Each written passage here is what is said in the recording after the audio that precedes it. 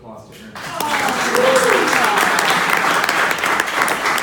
And so, Aaron's instruction for today was to refine one of the skits that we have done in class over the last 9 weeks, which I fully intended to do until later in the week when something devastating happened to me. And there's a story that relates to that I would like to share with you today. So my name is Alex, and I live here in Chicago, and I used to live in Detroit. Anybody from Detroit? Woo! Anybody been there? Yeah, my family.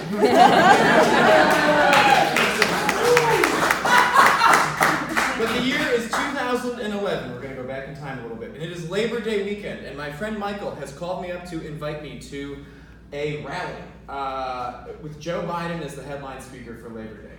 And I like Joe Biden, but that wasn't the reason why I agreed to go with Michael that day. I agreed to go because there was a spectacular opening act that was going to kick off the Labor Day celebration. And it was the one and only Aretha Franklin. Woo!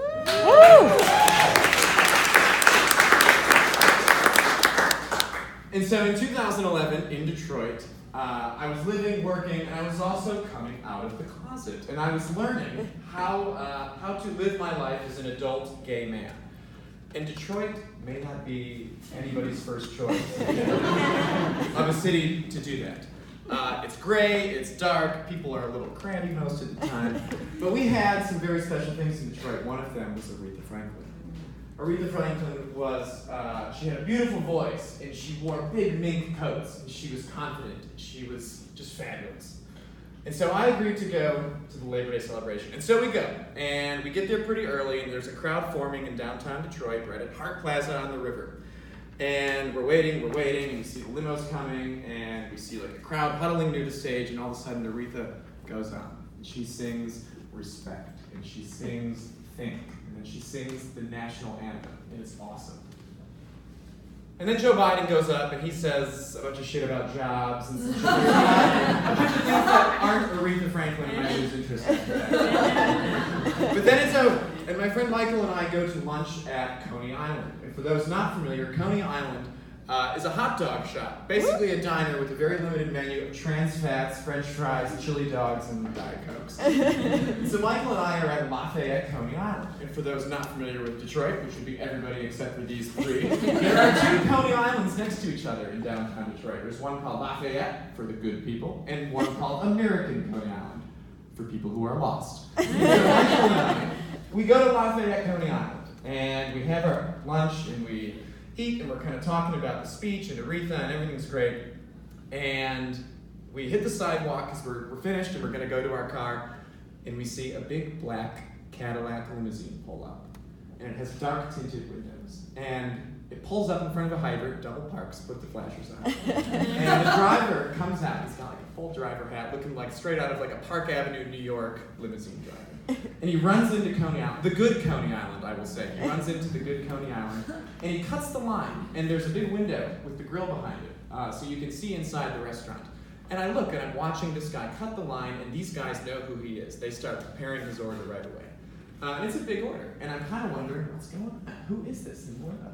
And Michael and I are standing there, and we turn back, and the dark tinted window comes down, and revealed slowly before us is the Queen of Soul, Aretha Franklin. Yeah, we can clap for Aretha.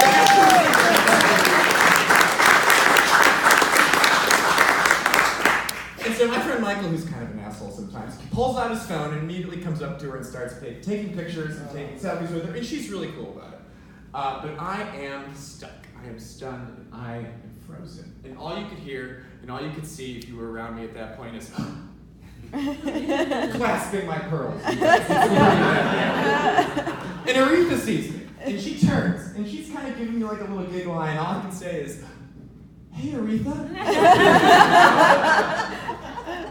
And she giggles a little more, and she turns, and she's facing front in her limo, and she turns, and she's got her mink coat kind of over her shoulder, and she says two words I'll never forget.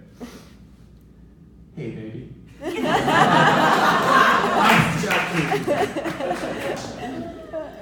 And so, before I can think of what to say back, I'm standing there, and Michael and I are kind of just dumbfounded. The driver comes running out of the restaurant. He's holding a brown paper bag with grease dripping from the side, Coney dogs, Coney sauce, and French fries coming from it. He hands it to Aretha through the window of the limousine. She looks so goddamn happy. And the driver runs around to the front of the limo, and the window slowly goes up. But before that happens, she says thank you to everybody on the sidewalk who was crowded around and they're taking pictures with her. And she says, I love you all, thank you. And it was a really special moment for me. And I had thought that Aretha had taught me everything I needed to know about being kind of a diva in Detroit. But I learned a couple things that day, standing on the sidewalk in front of that Coney Island. And it's that a diva has time for her fans. And a diva shows her gratitude. And a diva, a true diva, a queen, and not just the queen of anything, the queen of soul, never, ever counts carbs.